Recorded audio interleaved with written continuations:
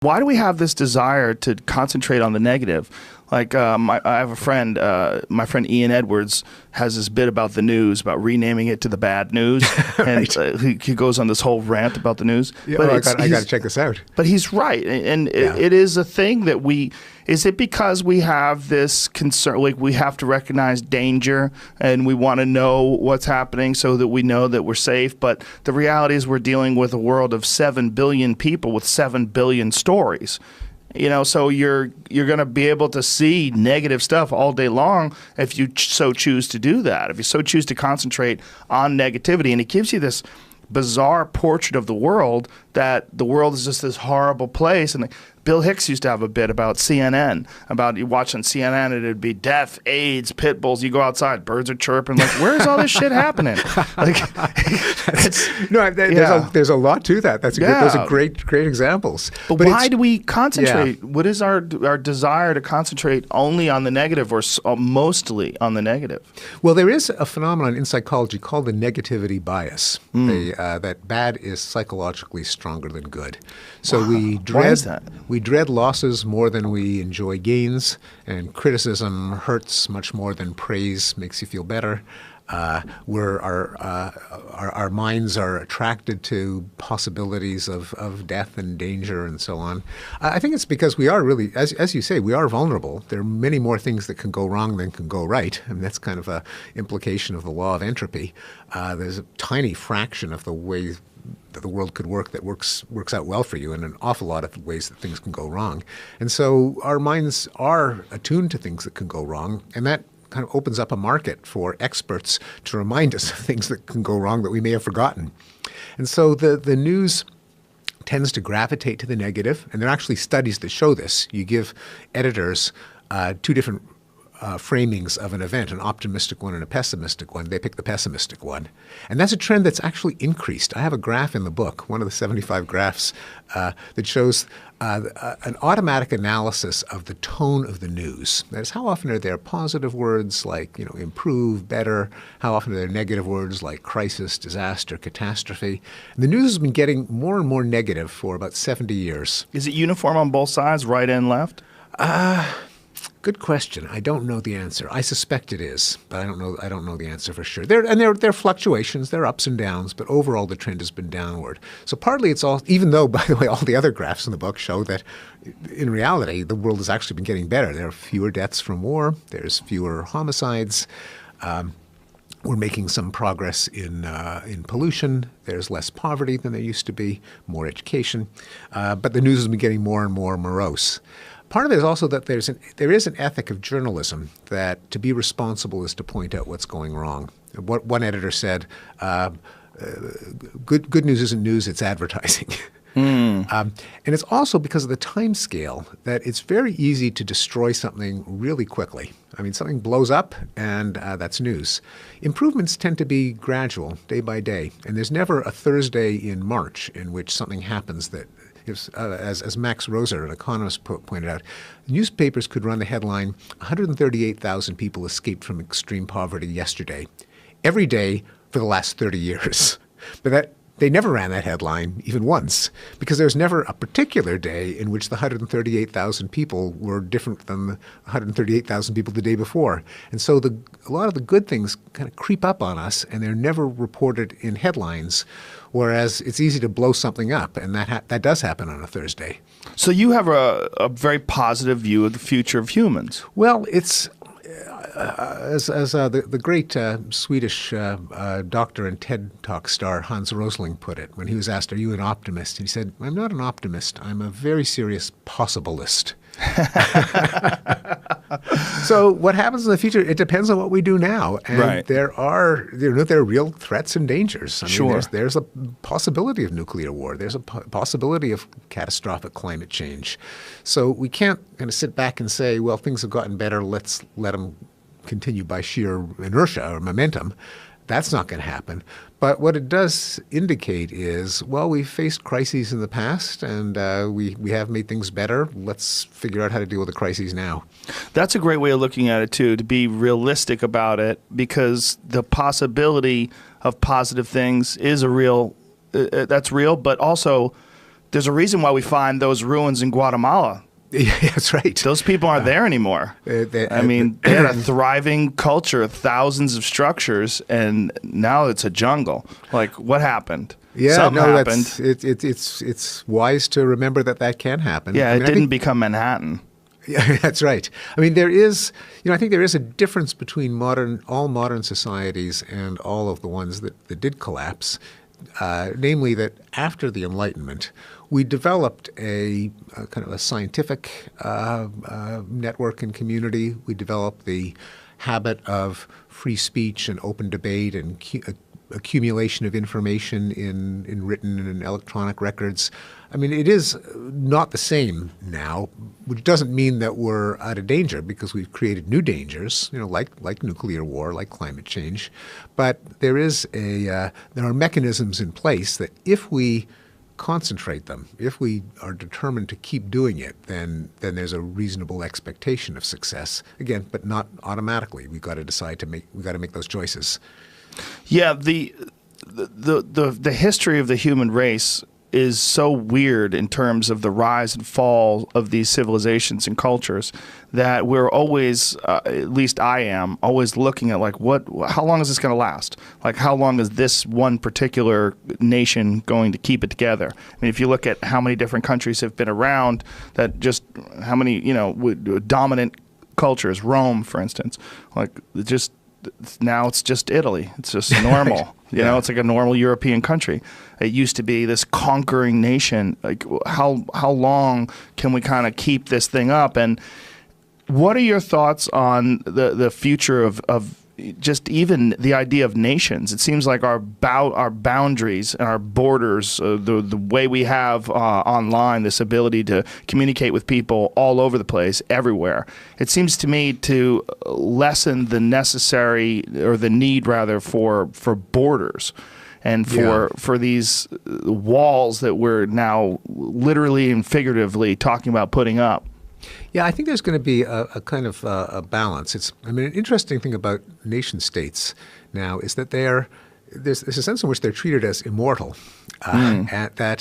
Whereas, as you mentioned, for most of history, they were conquering emperors, and nations were wiped off the map and engulfed and conquered. And now you look at a map of the world, and it's actually not that different from what it was 70 years ago. I mean, there are colonies that achieved independence. There's some big states like the Soviet Union that fragmented. But the borders in between the Soviet republics are now borders between nation states, and no nation has gone out of existence through conquest since 1945. At least internationally recognized state by the UN. So there's this norm, even though the borders are often crazy, and they're arbitrary lines drawn on a map. But one of the reasons that, again, this is counterintuitive, that wars have gone down and deaths in wars have gone down, is that borders are now treated as sacrosanct by the kind of international community. Not 100% of the time. You had Russia annexing Crimea.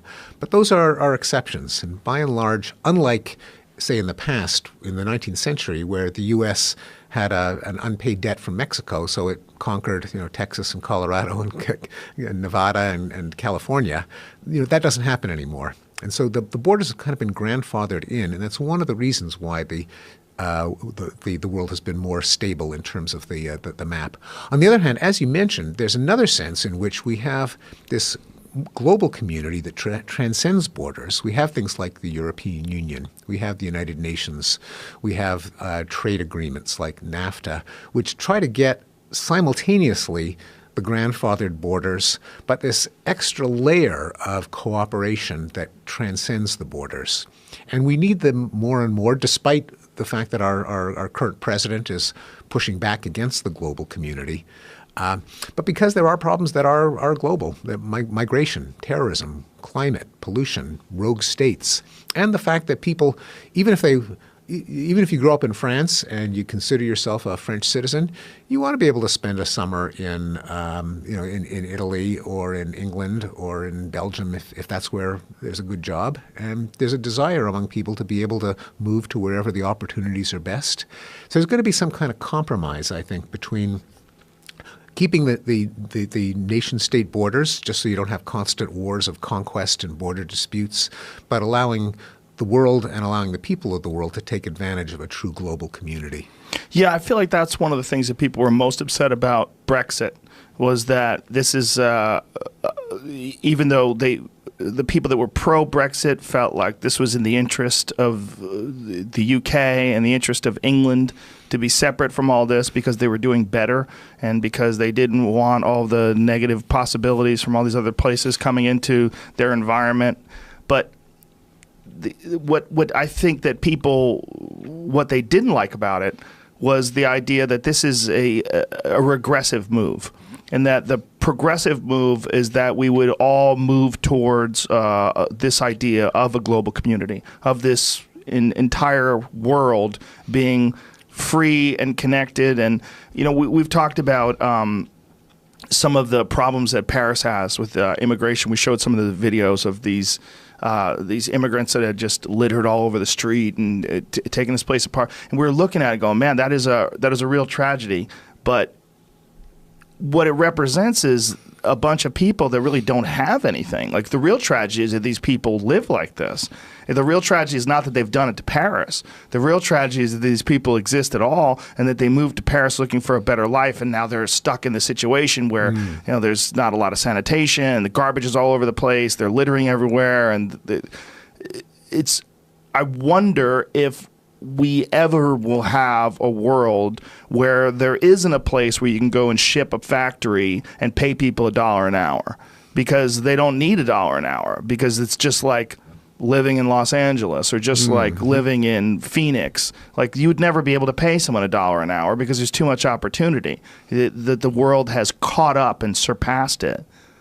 Yeah, I mean, there are a number of really complicated issues that mobility is in general a good thing, and countries do well when they welcome in immigrants, but not on the short term. Yeah, not too many too fast. Yeah. Faster than they can be assimilated and integrated into the new country. So just opening the doors probably is not a good idea. No country really does that, but building the wall is a terrible idea too. And of course, the best way to prevent massive amounts of migration is to make life better in the countries of origin. Right. And that is happening slowly and unevenly, but it's been noted that even in the United States and Mexico, more people are going, or the same number of people are doing the reverse migration from the U.S. back to Mexico now that the economy of Mexico is so much better than it was 25 years. Okay, yeah. Yeah, my parents live in Mexico. Okay, there you go. Yeah. And there is hard to detect, but there is a huge improvement in the standard of living in what used to be called the third world, the developing world, where if you look at the cutoff for extreme poverty, it's kind of defined somewhat arbitrarily as $1.90 per person per day, kind of the bare minimum to feed your family. It's down now from 50% a few decades ago to 10% now, and the United Nations has set the goal of bringing it to zero by the year 2030. And what is causing that? What's causing the change? So a lot of it is globalization. That, I mean, even though that's kind of a villain in many people's eyes, but when you have a huge global market, then and the introduction of factories and industrialization in China, in India, in Bangladesh, sometimes the conditions are grim, but the conditions, being a peasant in the rice paddies, was even grimmer. And when you have people integrated into the economy, selling their products on a world stage, they can get richer. And so also better policies. We have governments that are no longer communist or like really heavy-handed forms of socialism where everything is defined by the bureaucrats and you need 50 licenses to do anything, and you have a little bit more economic flexibility. That tends to make countries richer. It doesn't mean that you could do away with regulations on workplace safety and environment. And as countries get richer, they tend to be more protective of their workers and of the environment. Right. And leaders that kind of think of their mandate as, how do I get my country to be richer? And the most dramatic case was China, where Mao had these harebrained schemes of huge collective farms and people smelting iron in their backyards, and anything that occurred to him in the middle of the night he would force on hundreds of millions of people, and it caused these massive famines. Then Deng Xiaoping took over and he said, getting rich is good. And he said, black cat, white cat, as long as it catches mice, it's a good cat. So much more pragmatic, much more concerned with the welfare of their citizens. When you have leaders who have that mindset, then their country can get wealthier and their citizens better off.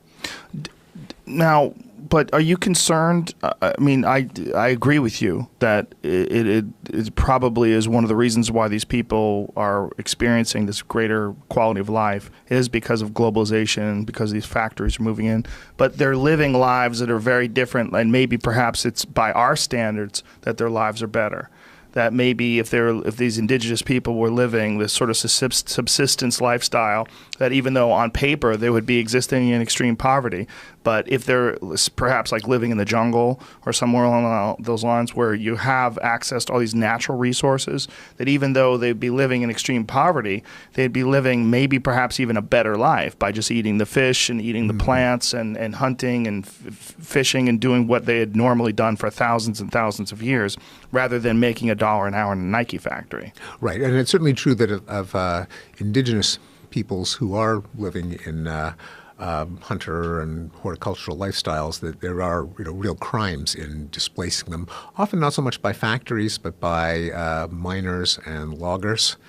But they're a very tiny fraction of the world's population. Tragically, the vast majority of poor people are peasants, not horticulturalists, and they're kind of agricultural laborers, and for them, just based on their own choices, often the factory life is an improvement. It's an improvement not just because they're not kind of in the fields knee deep in muck, pulling up seedlings and getting bitten by disease carrying bugs, but for women, being able to move from a village to a city often means a liberation, that they can start a business, send their kids to school, be out from under the thumbs of their husbands and the husband's family. There's can be a liberation, just as what our ancestors did when they left the farms for cities 150 years ago. So, which is not to say there isn't exploitation and cruelty, which ought to be opposed, and in the case of native peoples, often criminal displacements. But on the whole, globalization has led to this escape from grinding poverty for literally hundreds of millions of people. So even when they move these factories into these places and charge or pay them $1 an hour, rather, it's still $1 more an hour than they would have gotten if the factory had been there. In many cases, that's true. Which is not to say there isn't exploitation. Yeah. But we look at our ancestors. My grandparents worked in a clothing factory, and when they emigrated from Poland to Canada, and it often is a route to upward mobility. Yeah, it's hard for us to accept that or even think about it that way, because we're saying, well, how come they don't have to pay these Mexican folks minimum wage just like they do in America? Like, well, why don't they have the same sort of setup that we do here? It just seems cruel. It does, and no doubt there is cruelty. But the relevant comparison is not so much the difference between working in a factory there and working in an office in Berkeley or Manhattan. It's the difference between working in a factory there and laboring in the fields there. And the people often given that choice, they line up to the factory jobs. Do you anticipate a time where there is no third world and there is no a massive economic disparity? It's conceivable. It's a ways off, but it's happened in huge parts of the world. I mean, we forget that places like South Korea now, this rich upper middle class society. Not so long ago, that was the third world. I mean, they were hungry. They were the children died young. A lot of them living in squalor, and that was true certainly in China. Lots of parts of China now that are pretty much middle class that were squalid not so long ago. Singapore. I have an anecdote in the book in Enlightenment Now of my ex-mother-in-law who grew up in Singapore, and she remembers a childhood meal in which her family split one egg 4 ways. This was back in the 1940s. Oh my God! And Singapore is now one of the world's richest countries. Yeah. So it can happen. It is happening. The most remote, poorest parts of the world are going to be the hardest to bring up to middle-class standards, like Congo, like Haiti, like Afghanistan. But in large parts of the world, there's been a huge increase in the standard of living.